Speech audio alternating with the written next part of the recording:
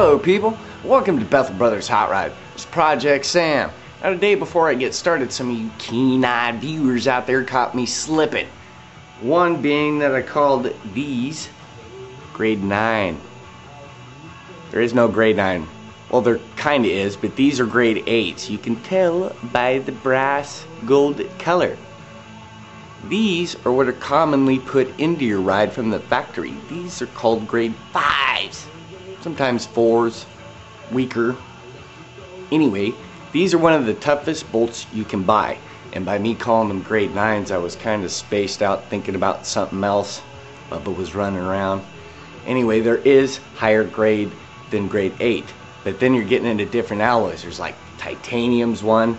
Depleted uranium is super hard. That's what the military uses to shoot through armored vehicles. So that stuff's buff, but you can't really get it. And I don't know about putting depleted radioactive material in your ride. That may be bad for you. Another one was the car that we showed you that Larry had. Larry was spitting out a whole bunch of different stuff. There was a spare fender that was off of 42. The car's actually a 49. And he has like books and other junk. Joe and him were talking, so I was just kind of filming and watching my dog beat up his dog. So kind of slipped on that, but there you go, people. I'll admit when I was wrong. I was wrong. Thanks for keeping it straight. I gotta do some work on Sam. Stick around, stay tuned. Today I gotta work on body work. Gotta put in some mud, do some grinding.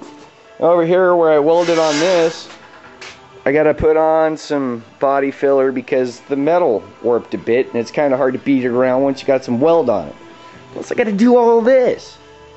Now there was the dude that caught this bolt thing.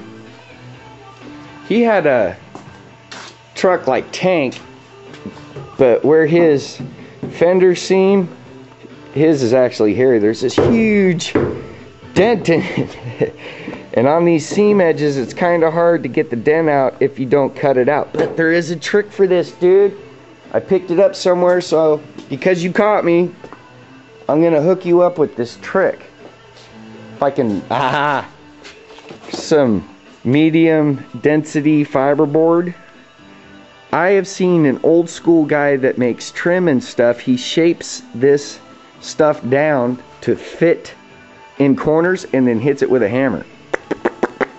So it's like a perfect applicator for beating it out, and it's not hard enough to where it's going to do damage. You want to smooth your edges out and stuff, but it'll help you get some of the shape back.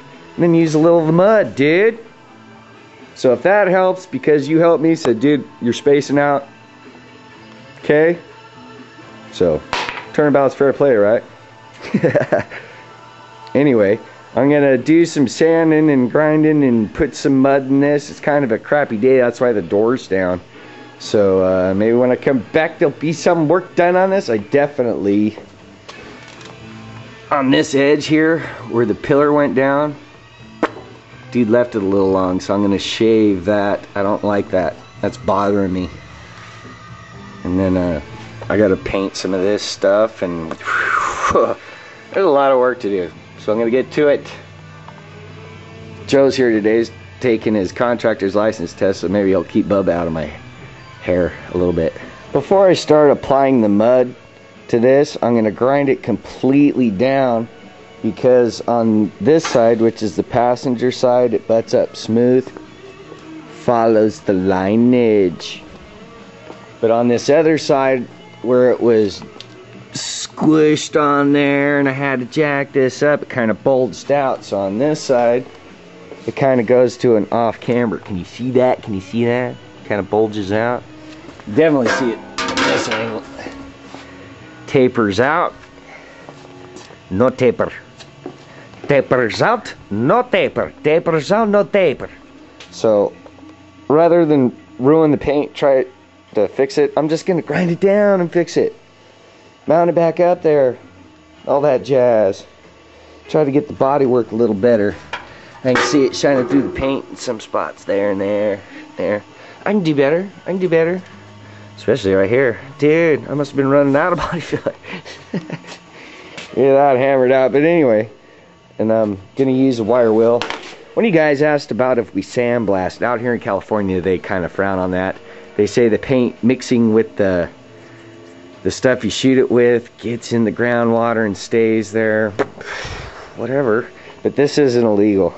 And plus, we don't have a sandblaster, and man, you need a pretty good compressor for one of those. I'm not saying that it isn't good enough, but I don't want to burn it up. And these wheels are cheap. I don't have to buy sand. I have to use the compressor and burn that up and use compressor oil and on the cheap, dude. Trying to make the return on investment higher, so. Plus these work fast, just wear safety glasses. Alright people, where this panel they put it, it was in the wrong spot, so for it to be right, I'm gonna have to drill some new holes. Bubba's gonna help. And Joe has decided after taking his test that he wants to come out and make me a driveline. So he's taking apart Sam's old one, and we got enough parts back there in the spare parts bin. He's thinking he can do that. He says he knows he can do it. I think, you know, he probably could. Why not? And then all we have to do is send it out to be balanced. That'd be cheaper. I don't know if he can do it. So, here we go. We'll see. Joe's recently got his lowrider running and stuff for the trade, so we'll see how that goes too. Bubba be good. I'm not even playing. So I'm gonna drill my holes. Joe's gonna try to do that. Yay. Because tank's tranny was the same as this. So let's see. We'll find out. Okay, my part went on easier than I thought it would. Speaking of hard work, Joey's got this service kit out for taking drive lines apart. So if you ever want to take it apart, it's like this little clamp tool, and clamp it on, you shove it down, get the snap ring out, pop it through, do the same to the other side, right? Yeah, it's just a ball joint and Allen kit. It's pretty cool. There's a little instruction deal on how to use it, blah, blah, blah, blah, blah. So if you want to do something like this, you're going to need one of these to get those apart. Okay, I got some stuff fitted. Oh, man. Joey and me were fighting yesterday, and he hit me in the back, and it really hurts. You can see where my toe thing is and how it kind of all ties together. It's pretty beef. Gotta say, gotta say, gotta say. Ow! On this side, this panel's got to suck in some, so it's level with the rest of this. And then I got to cut pretty much up in this corner, fold this back, roll it down, then trim the excess, and it'll be just like the other side. Ow! Joey's got a driveline apart, and he's down there digging in his head looking for some other parts, so not exactly sure of his plan, so I'm just relinquishing control and letting him have it, man. It's his ship. Roll with it, dude. That way if he screws it up, I'll just order the one I want. Alright people, basically here's how it's gonna go. Joe found all the parts he needed for the driveline, and he was gonna work on that, and I was gonna finish the bumper stuff because I had it all cut and was gonna weld it, but Larry called.